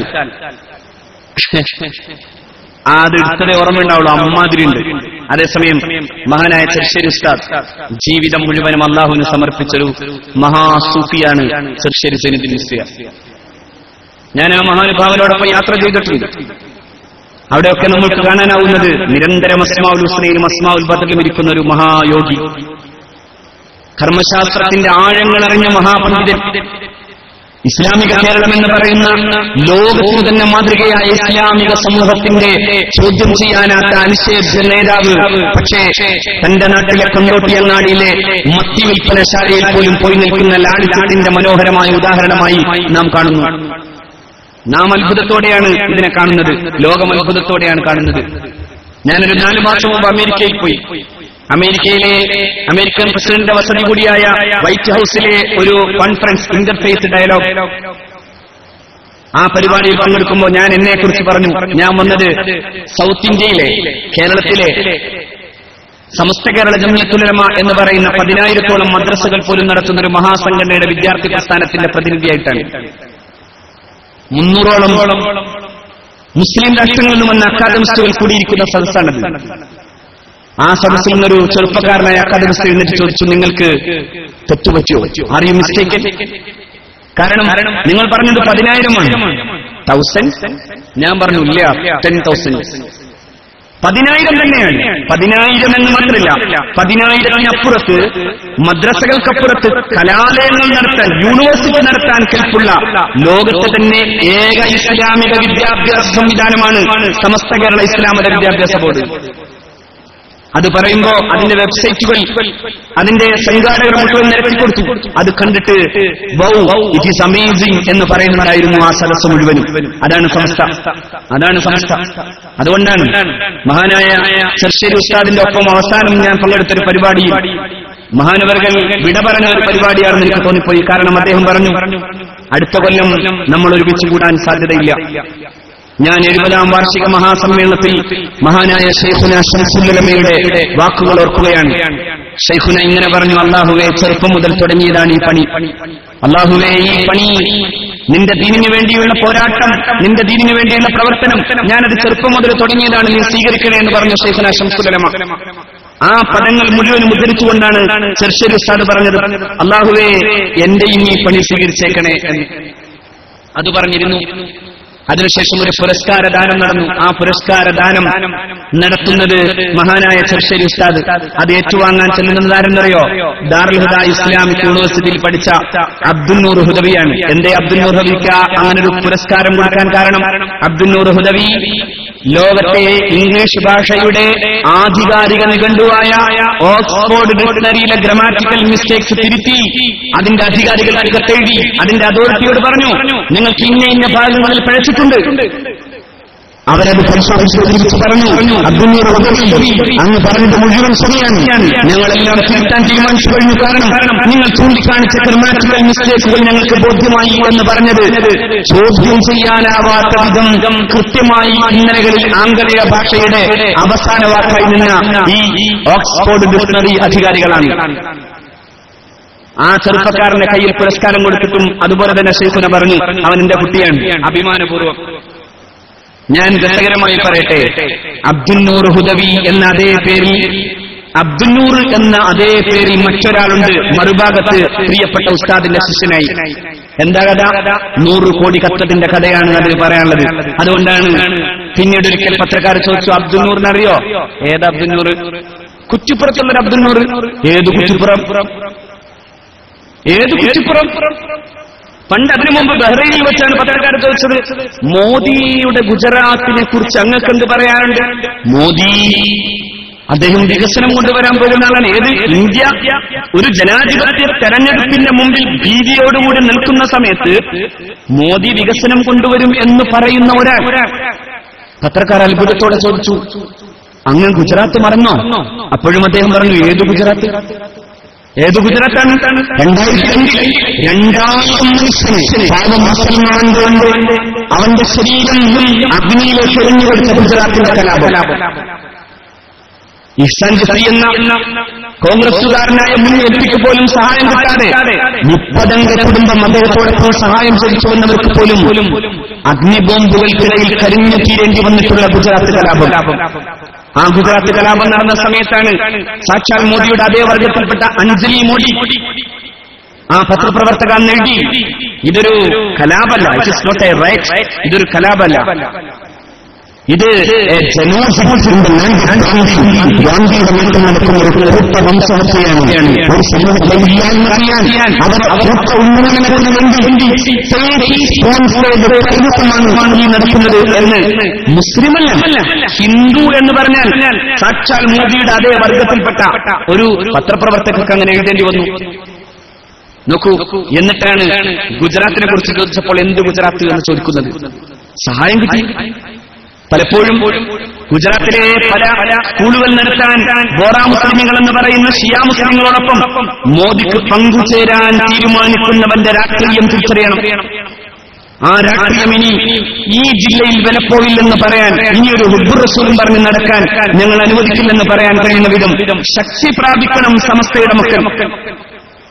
നമ്മൾ പ്രചരിപ്പിക്കണം. ഏതിനെ? ശൈഖുന ചെർശ്ശേരിയും കന്യ തഹ്മീദ് മുസ്ലിയാരും ശംസുൽ ഉലമയും അങ്ങനെ പോയാൽ വരക്കലങ്ങളിലൂടെ അഷ്റഫുൽ ഖൽഖിലേക്ക് പോകുന്ന ഈ പരിശുദ്ധ ശൃംഖലയെ പരിചയപ്പെടുത്തണം. ഈ സൂഫി ശൃംഖല, ഇതാ സൂഫിസം, ഇതാണ് സൂഫിസം. ഗാന്ധിജി ഇങ്ങനെ പറയുന്നുണ്ട്, my association to the noblest Musalman has taught me the lesson that Islam has been spread not with the power of sword but the prayerful love of unbroken Sufis and Fakirs. എന്റെ പ്രിയപ്പെട്ട പ്രഗത്ഭരായ കൂട്ടുകാരുമായുള്ള എന്റെ ബന്ധം, മുസ്ലിം കൂട്ടുകാരോടുള്ള ബന്ധം എനിക്കൊരു കാര്യം പഠിപ്പിച്ചു തന്നു. ആയുധത്തിന്റെ പവർ കൊണ്ടല്ല മുസ്ലിം ഇന്ത്യ ഇസ്ലാമിക പ്രചാരം നടത്തിയത്, മറിച്ച് but the prayerful love of unbroken series of Fakirs and Sufis. ആ സൂഫികളാണ്, ആ ഫക്കീറന്മാരാണ്. മഹാനായ ഖാജ മുഈനുദ്ദീൻ ചിശ്തി അജ്മീരി, മഹാനായ ഖാജ മുഈനുദ്ദീൻ ചിശ്തി അജ്മീരി തന്റെ അജ്മീരിൽ നിന്ന് ഡൽഹിയിലേക്ക് ഒരു യാത്ര നടത്തുമ്പോൾ ചരിത്രം പറയുന്നു, അത് മതി, ആ പുഞ്ചിരി മതി, ആ പൂവദനത്തിന്റെ മന്ദഹാസം മതി, ആ തൂമന്ദസ്മിതം മതി. ആയിരക്കണക്കിന് മനുഷ്യർ പരിശുദ്ധ ഇസ്ലാമിന്റെ ചാരത്തണയുമായിരുന്നു. അതാണ് സൂഫിസം. ആ സൂഫിസം ഇന്ന് മോദിക്ക് വേണ്ടിയുള്ള വിടുപണിയായി മാറുന്നു എങ്കിൽ ഈ രാഷ്ട്രീയ ഇസ്ലാമിന്റെ നേരെ പിടിക്കാൻ നമുക്ക് സാധ്യമാവുന്ന പതാകയാണ് സമസ്ത കേരള ജംഇയ്യത്തുൽ ഉലമയുടെ പതാക. അതിന്റെ വിദ്യാർത്ഥി പ്രസ്ഥാനം മനോഹരമായ ഒരുപാട് പദ്ധതികളുമായി അത് മുന്നോട്ട് പോകാൻ ഞാനിനി കൂടുതൽ വിശദീകരിക്കുന്നില്ല. കഴിഞ്ഞ വർഷം പുഴക്കൽപ്പാടത്ത് നാം കെട്ടഴിച്ചിട്ട ഒരു കൊടുങ്കാറ്റാണ് വിഖായ. നമ്മൾ എന്ത് ചെയ്താലും അള്ളാഹു അതിനനുസൃതമായി ആവശ്യമായ അതിന്റെ പ്രസക്തിയെ തെളിയിക്കാറുണ്ട്. അത് റബ്ബ് സുബ്ഹാനഹു വ തആല നമുക്ക് നൽകിയിട്ടുള്ള ബറക്കത്താണ്. കഴിഞ്ഞ വർഷം കേരളത്തിന്റെ പ്രഗത്ഭനായ മുഖ്യമന്ത്രി മഹാരഥന്മാരായ നേതാക്കളെ മുന്നിൽ നിർത്തിയാണ് 25,000-ഓളം വരുന്ന പ്രഗത്ഭരായ വിഖായ വാളണ്ടിയർമാരെ ലോകത്തിന് സമർപ്പിച്ചത്. എന്തേ ഉണ്ടായത്? നാം ആ ദുരന്തത്തെ പേടിയോടെ കാണുന്നു. പക്ഷേ എന്നാലും സൗദി അറേബ്യയിലെ ഹജ്ജ് വേളയിലുണ്ടായ ദുരന്തവേളയിൽ നമ്മുടെ പ്രവർത്തകരാണ്, വിഖായയുടെ പ്രവർത്തകരാണ് മറ്റെല്ലാം മറന്നിറങ്ങിയത്. ഞാൻ പോയി മുഅ്മിന എന്ന സഹോദരിയുടെ വീട്ടിൽ മുഅ്മിനയുടെ ഭർത്താവിനോട് അദ്ദേഹം എന്നെ കണ്ടപ്പോ കെട്ടിപ്പിടിച്ചിട്ട് പറഞ്ഞു, വിഖായയുടെ പ്രവർത്തകർ, അവർക്ക് സംഘടന പ്രശ്നമായിരുന്നില്ല, അവർക്ക് സംഘടനയുടെ ആശയത്തിന്റെ പ്രശ്നമുണ്ടായിരുന്നില്ല. എന്റെ കൂടെ മുഅ്മിനയുടെ മയ്യത്തെടുക്കാൻ, മുഅ്മിനയുടെ ബന്ധപ്പെട്ട പ്രശ്നങ്ങളെ തീർക്കാൻ എന്റെ ഒപ്പം നടന്നത് നിങ്ങളുടെ വിഖായ പ്രവർത്തകരാണെന്ന് പറഞ്ഞപ്പോൾ നെഞ്ചു പൊട്ടിപ്പോയി. കാരണം അത് അങ്ങനെ ഒരു തീരുമാനം, ആ രീതിയിൽ മുന്നോട്ട് പോകണമെന്ന് തീരുമാനിക്കാനുള്ള പ്രധാനപ്പെട്ട അതിന്റെ ദൗത്യങ്ങളിൽ പങ്കുചേരാൻ കഴിഞ്ഞതിൽ അല്ലാഹുവിനെ ശുക്ർ ചെയ്തു പോയി. അൽഹംദുലില്ലാഹ്, ഇൻഷാ അല്ലാഹ് ഈ സമിതി അതിനേക്കാൾ മുന്നോട്ട് പോവുകയാണ്. ഇനി റോഡ് അപകടങ്ങളുടെ മുമ്പിലും ദുരന്തത്തിന്റെ മുമ്പിലും നമ്മുടെ വിഖായ വാളണ്ടിയർ അവന്റെ ജീവാർപ്പണം ചെയ്തു പോലും ഈ ജീവനെ എടുക്കാൻ, ജീവനെ സംരക്ഷിക്കാൻ ആവശ്യമാകുന്ന പദ്ധതികളുമായി മുന്നോട്ട് പോകും. അല്ലാഹു ഇതിനെ തൗഫീഖ് ചെയ്യുമാറാകട്ടെ. ഒരു ഭാഗത്ത് ഒരു കാലത്ത് നിങ്ങൾ ആലോചിക്കണം, 90കളിൽ തീവ്രവാദം കടന്നു വന്ന സമയത്താണ് SKSD പറഞ്ഞു തീവ്രവാദത്തിന് പേരിടല്ല വേണ്ടത്, മറിച്ച് ആ തീവ്രവാദത്തിന്റെ മറുമരുന്നെന്ന നിലയിൽ നിങ്ങൾ IAS-കാരെ ഉണ്ടാക്കണം എന്നായിരുന്നു നാം പറഞ്ഞത്. അൽഹംദുലില്ലാഹ്, അന്ന് HP മാത്രം നടത്തിയിട്ട് നാം 2 പേരെ IAS-കാരാക്കി. ആ IAS-കാരിൽ ഒരാൾ ഇന്ത്യ മഹാരാജ്യത്തെ ഏറ്റവും പ്രഗത്ഭനായ കളക്ടർ എന്ന ബഹുമതി കഴിഞ്ഞ 2 മാസം മുമ്പ് വാങ്ങുമ്പോ സമസ്ത കേരള സുന്നി വിദ്യാർത്ഥി ഫെഡറേഷന്റെ ചാരിതാർത്ഥ്യം നിങ്ങൾ അറിയില്ല. ഇപ്പോ 300 പിഞ്ചുമക്കളെ, വിദ്യാർത്ഥികളെ പഠിപ്പിച്ചുകൊണ്ടുവന്ന് അതില് 27ഓളം കുട്ടികളെ നാം IAS-ന് പ്രാപ്തമാക്കുന്നു. ഇൻഷാ അല്ലാഹ് 10 പേരെങ്കിലും അതിൽ IAS പാസ്സായാൽ കേരളത്തിലെ തീവ്രവാദികൾ പറഞ്ഞതിനപ്പുറം ബ്യൂറോക്രാറ്റുകൾക്ക് മുമ്പിൽ നന്മയുടെ പക്ഷം പറയാൻ, ഈ രാജ്യത്തിന്റെ മതേതര സമൂഹത്തോടൊപ്പം നിന്നുകൊണ്ട് നീതിയുടെ പക്ഷത്ത് നിൽക്കാൻ, ഈ രാജ്യത്തിന്റെ ജനാധിപത്യ പക്ഷത്ത് നിന്നുകൊണ്ട് സമുദായത്തിന് അവഗണിക്കപ്പെട്ടുപോയ അവകാശങ്ങളെ തിരുത്തി വാങ്ങാൻ സമസ്ത കേരള സുന്നി വിദ്യാർത്ഥി ഫെഡറേഷന്റെ കളക്ടർമാരുണ്ടാകും, സമസ്ത കേരള സുന്നി വിദ്യാർത്ഥി ഫെഡറേഷന്റെ സെക്രട്ടേറിയറ്റിലെ പ്രഗത്ഭരായ സെക്രട്ടറിമാരുണ്ടാകും. അങ്ങനെ IASകാരും IFSകാരുമായി വരാൻ പോകുന്നത് ഈ സമുദായത്തിലെ മക്കളായി മാറും. അങ്ങനെ വരാൻ എത്ര ദിവസങ്ങൾക്ക് മുമ്പ് പ്ലാൻ ചെയ്തതാണ് നാം. അങ്ങനെ ഓരോന്നും സ്റ്റെപ്പ് ബൈ സ്റ്റെപ്പായി നമ്മുടേതായി നടക്കുമ്പോ നാം കേവലം ഒരു വിദ്യാർത്ഥി പ്രസ്ഥാനം എന്ന നിലയിൽ മാത്രം നിൽക്കുകയല്ല, ഒരു ബഹുജന പ്രസ്ഥാനമായി സമുദായത്തിന്റെ നീറുന്ന പ്രശ്നങ്ങളിൽ ഓരോന്നിനും ഇടപെട്ട് ഓരോന്നിനും CBSE കേസുണ്ടായി. CBSE പ്രശ്നം പരീക്ഷകളിൽ പങ്കെടുക്കുന്ന കുട്ടികൾക്ക് അവരുടെ ഔറത്ത് മറക്കാൻ പോലും അനുവാദമില്ലാത്ത വിധം കാര്യങ്ങൾ കൊണ്ടുപോയപ്പോ ഞാൻ ഉറച്ചു പറയുന്നു, ഞങ്ങൾ ഒരുമിച്ചിരുന്ന് എഴുതിയതുകൊണ്ട് തന്നെ അതിന്റെ മുഴുവൻ ഉത്തരവാദിത്തോടും പറയുന്നു, കേരളത്തിലെ ഏറ്റവും ആദ്യത്തെ സംഘടന CBSE ബോർഡിന് അതിന്റെ ഡയറക്ടർക്ക് നിയമത്തിന്റെ കൃത്യമായ വശങ്ങൾ പറഞ്ഞു വെച്ചിട്ട് ആദ്യമായി കത്തെഴുതിയത് സമസ്ത കേരള സുന്നി വിദ്യാർത്ഥി ഫെഡറേഷനാണ്. അതിനുശേഷം മാത്രമാണ് കേരളത്തിലെ മറ്റു മതസംഘടനകൾ അല്ലെങ്കിൽ മറ്റു വിദ്യാർത്ഥി സംഘടനകൾ പോലും അറിയുന്നുള്ളൂ. നമ്മൾ അതിനു മുമ്പേ നിയമപരമായി മുന്നോട്ട് പോയി. അങ്ങനെ ഓരോ പ്രശ്നം വന്നപ്പോഴും ഓരോ പ്രശ്നങ്ങൾ നിങ്ങൾ ആലോചിച്ചു, ഏത് വിഷയങ്ങളിൽ 2006 PCMA, അതായത് prohibition of child marriage act കേരളത്തിലെ മുസ്ലിങ്ങളെ സംബന്ധിച്ചിടത്തോളം വലിയൊരു പ്രശ്നമാകുമെന്ന് വന്നപ്പോ സമസ്ത ഇടപെട്ടു. ആ പ്രശ്നം നിയമത്തിന്റെ മുമ്പിൽ പൊതുസമൂഹത്തിന്റെ മുമ്പിൽ ചർച്ച ചെയ്തു. ഓരോ വിഷയങ്ങളിലും നമ്മൾ ഇടപെട്ടു. ഒരു മന്ത്രി അദ്ദേഹത്തിന്റെ വിശ്വാസത്തിന്റെ ഭാഗമായി നിലവിളക്ക് കൊടുക്കില്ലെന്ന് പറഞ്ഞപ്പോഴേക്കും പ്രശ്നക്കാരായി വന്നവർക്ക് മുമ്പിൽ നമ്മൾ പലരെയും അന്വേഷിച്ചു. ഇവിടെ വലിയ കവാത്ത് പഠിച്ച് സമുദായത്തെ മുട്ടുമ്മ നിൽക്കലെന്ന് പറയുന്ന ആരെങ്കിലും അതിന്റെ പിന്നാലെ പോകുന്നുണ്ടോ? ആരും കണ്ടില്ല. നമ്മളൊക്കെ തന്നെ ഇറങ്ങിയിട്ട് പറഞ്ഞു, അത് അവന്റെ ഫണ്ടമെന്റൽ റൈറ്റാണ്, അവരുടെ മതവിശ്വാസത്തിന് ആവശ്യമാകുന്ന വിധത്തിലുള്ള മൗലികാവകാശമാണ്. ഭരണഘടന കൊടുക്കുന്ന ആ മൗലികാവകാശത്തിന് നേരെ കൈവക്കാൻ ഒരു സിനിമാ നടനെയും അനുവദിക്കില്ലെന്ന് ധൈര്യസമേതമെന്ന് പറഞ്ഞത് സമസ്ത കേരള സുന്നി വിദ്യാർത്ഥി ഫെഡറേഷനാണ്. അന്ന് ഞങ്ങൾ നോക്കി, മുട്ടുമ്പോ നിൽക്കാൻ എണീറ്റ് നിൽക്കാൻ വേണ്ടി പോസ്റ്റ് ഒട്ടിക്കുന്നവർക്ക് ഈ വിഷയത്തിൽ എന്തെങ്കിലും പറയാനുണ്ടോന്ന് ആരെയും കണ്ടില്ല. അങ്ങനൊന്നും ആരെയും കാണാറില്ല.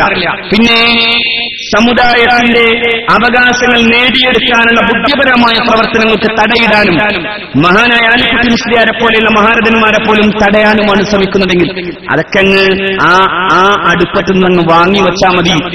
അത്തരം പരിപാടികൾ മാറ്റിവെച്ച് നാം സമസ്തയുടെ ഈ പരിശുദ്ധമായ കൊടി പിടിച്ച് മുന്നോട്ട് പോകാം. അള്ളാഹു തൗഫീഖ് ചെയ്യുമാറാകട്ടെ.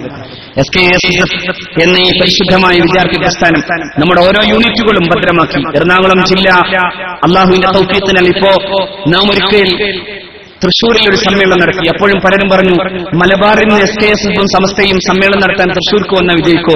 അൽഹംദുലില്ലാ. എന്തേ കണ്ടത്? തൃശ്ശൂരിലെ ആളുകൾ പിന്നെ പറയാൻ തുടങ്ങി, എവിടുന്നാ ഈ മനുഷ്യരിങ്ങനെ വന്നത്? ഞാൻ ഓർക്കുന്നുണ്ട്, പോലീസുകാരുടെയും കളക്ടറുടെയും മീറ്റിംഗ് വിളിച്ചു. അപ്പൊ ട്രാഫിക് SI അതുപോലെ തന്നെ CI എന്നോട് പറഞ്ഞു, ഞാൻ കുറെ സമ്മേളനം കണ്ടിട്ടുണ്ട് സാറേ, അതൊന്നും പ്രശ്നമില്ല. പക്ഷേ നമ്മുടെ 25,000 പടയണി മുന്നോട്ട് പോകുമ്പോൾ സാദിഖ് അലി ശിഹാബ് തങ്ങളും ഞാനും ഇങ്ങനെ മുന്നിൽ നിൽക്കുന്ന സമയത്ത് എന്റെ ചെവിയിൽ വന്നിട്ട് പറഞ്ഞു, ഞങ്ങൾ മനസ്സിലാക്കിയ മാതിരിയല്ല, നിങ്ങൾ SKSF ഒന്ന് പിടികിട്ടിയില്ല. അതെ, SKSF എന്ന കേവലം വിദ്യാർത്ഥി പ്രസ്ഥാനത്തിന് പോലും തൃശ്ശൂരിന്റെ മൈതാനം ഒതുങ്ങാത്ത വിധം ജനസാന്ദ്രമായി നിന്നിരുന്നു തൃശ്ശൂർ. അവിടെ നിന്ന് മറ്റൊരു ഉത്തേജനത്തിലേക്ക് എത്തി. സമസ്തയുടെ 90ാം വാർഷിക സമ്മേളനം പ്രഖ്യാപിച്ചപ്പോ ഞങ്ങൾ തന്നെ ഉസ്താദുമാരുടെ മുമ്പിലെത്തി പറഞ്ഞു, നമുക്കത് തെക്കോട്ട് കൊണ്ടുപോകണം. ചർച്ച ചെയ്തു, ആശങ്കകൾ പറഞ്ഞു. തെക്ക് പോയാൽ വിജയിക്കാനാകുമോ? പക്ഷേ സമസ്തയുടെ ചരിത്രത്തിൽ ഇതുവരെയുള്ള സമ്മേളനത്തെക്കാൾ വലിയ സമ്മേളനം നാം ആലപ്പുഴയിൽ നടത്തിയ അൽഹംദുലില്ലാ. ഇനി ഉറപ്പാണ് നാം എവറസ്റ്റിൽ നടത്തിയാലും നമ്മുടെ മക്കളെ വിജയിപ്പിക്കും. അത്രമേൽ സമസ്തകളുടെ എന്ന ഈ പരിശുദ്ധ പ്രസ്ഥാനം ശക്തമാണ്. അതുകൊണ്ട് നാം അഭിമാനത്തോടെ, ആവേശത്തോടെ, അതോടൊപ്പം തന്നെ ആദർശബോധത്തോടെ, അള്ളാഹുവിനെ ഭയന്ന് ഈ ദീനിനു വേണ്ടി നമുക്ക് സമസ്തയുടെ പതാക പിടിച്ച് മുന്നോട്ട് പോകാം. അള്ളാഹു തൗഫീഖ് ചെയ്യട്ടെ. വആഖിറു ദഅവാനാ അൽഹംദുലില്ലാഹി റബ്ബിൽ ആലമീൻ. അസ്സലാമു അലൈക്കും വറഹ്മത്തുള്ളാഹി വബറകാതുഹു.